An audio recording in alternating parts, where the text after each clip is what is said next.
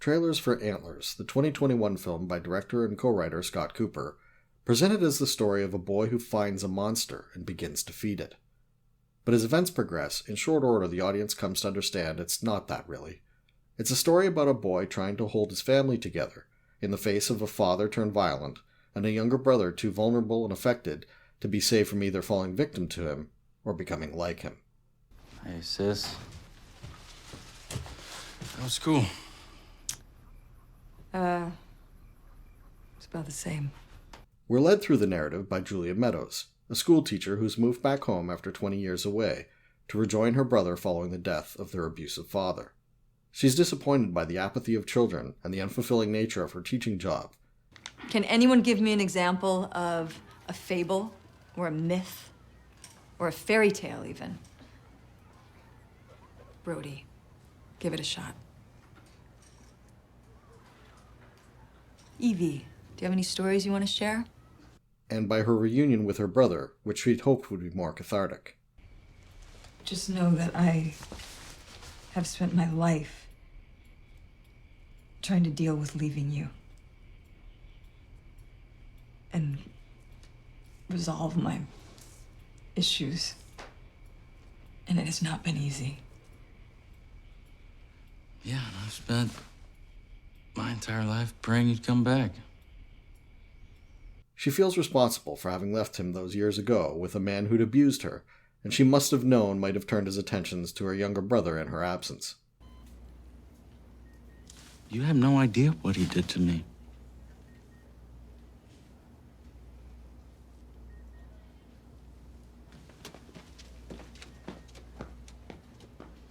In class, her path intersects with that of Lucas, as he is her student, and she tries to impress upon him and the others the value of storytelling. So storytelling is a way for people to explain their world, their culture, passing on customs and beliefs from one generation to the next. Give me an example of a fable or a myth. Come on. Anyone? Okay, go ahead, Jasmine. Goldilocks. Goldilocks is a fairy tale. Antlers itself clearly is a myth or fable. Julia emphasizes to us that such stories serve a purpose and act as teaching tools.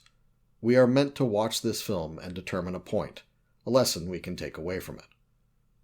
Once, there were 3 bears that lived in a dark and wet cave up above a small town. Big Bear, Little Bear, and Baby Bear. But Big Bear got sick, lost his job, and his insides turned black. Just as Lucas interprets his own situation in terms of the Goldilocks story, we come to understand Lucas's story by reference to Julia's. To Julia's mind, Lucas's situation reflects her own.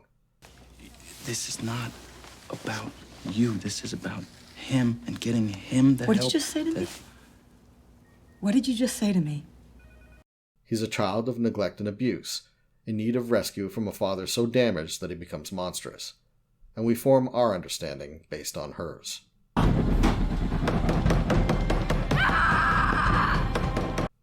As we learn about the abuse she suffered, we see that Lucas is enduring a parallel situation.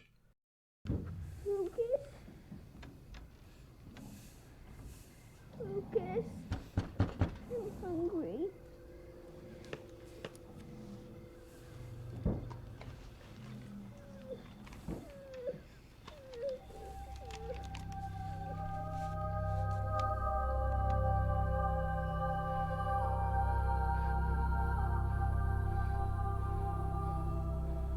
But Frank Weaver's affliction is far greater than that of Julia's father. Daddy's very, very sick. You lock that fucking door. No matter what I do, you don't open that door. He hasn't simply fallen victim to his own weakness and turpitude. He is possessed by a literal monster, a creature itself sprung from myth. It's the Wendigo. Translates to a diabolical wickedness that devours mankind. The two stories converge. By succumbing to corruption, Weaver frees the Wendigo, whose purpose is to punish those who failed to learn the lesson that there are some taboos one simply does not violate. One does not resort to cannibalism. One does not torture one's children. It's all one and the same to Julia. This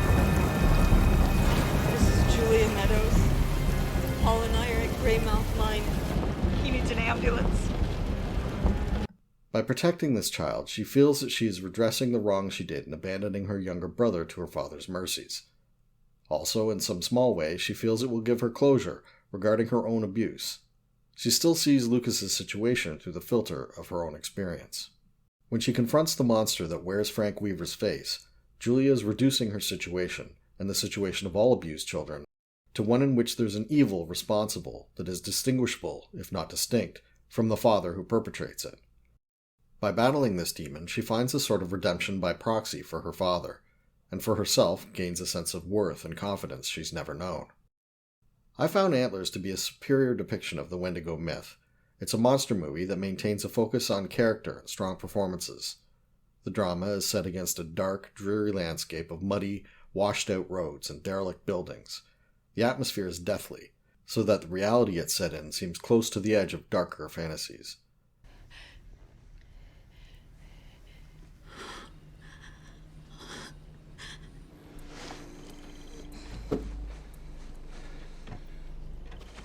The monster itself is mostly shown in brief moments for the bulk of the story, probably a wise decision, as it more haunts the story than inhabits it. When it is revealed, I was pleased to see the use of practical effects, as CG often damages low-budget efforts of this sort. But after all, we are sharply aware that the Wendigo is just a metaphor. The real issue is parental neglect and abuse. We know that in our real world, the Wendigo will not come for us. Just because Julia overcomes that particular myth, that particular monster, it doesn't provide true catharsis. Because we also know that in real life, the real horror of child abuse cannot simply be fought and overcome like a creature in a mine shaft. Excuse me, this is a myth you're talking about. For you, yeah. But a cautionary tale to the indigenous people who believe in it. Antlers serves as a kind of cautionary tale about the supposed value of storytelling itself. On the one hand, it joins a tradition of horror films that present a symbolic representation of some real-world evil, only to have it defeated and provide catharsis for the audience. On the other hand, it's a reminder that the catharsis is a false one, and that the real-world evils persist. It's a mistake to attempt to understand the problems of others simply by reference to a story, be it your own or otherwise. Don't put our past on him.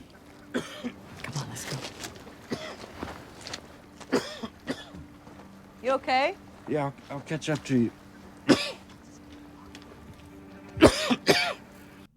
It's a movie that asks you to watch and learn, only to suggest that whatever you learn may not be applicable in the world around you. And that's ultimately what makes it unsettling. Thanks for watching.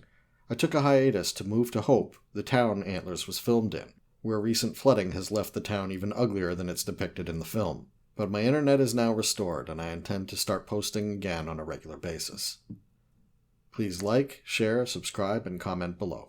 Or shoot me.